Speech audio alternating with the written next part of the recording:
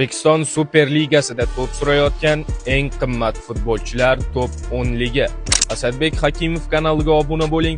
Biz boshladik. 10-o'rinda Nasaf vakili Oybek Bozorov 800 ming yevro. 9-o'rinda Neftchida o'ynayotgan Ibrohim Halil Yo'ldoshev 800 ming yevro. 8-o'rinda Jamshid Iskanderov 900 ming yevro. 7-o'rinda Paxtakorga yana qaytib kelgan Igor Sergeyev 1 million yevro. 6-o'rinda AKMK futbolchisi Xurshid G'iyosov 1 million yevro.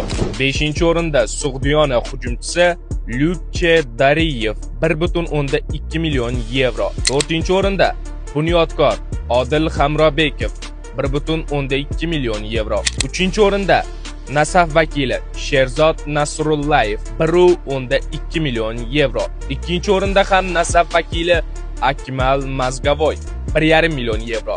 Va nihoyat 1-o'rinda Abduvohid Ne'matov darvozabonimizning narxi 1.5 million yevro turadi. Ha do'stlar, bizda ham juda qimmat futbolchilar bor.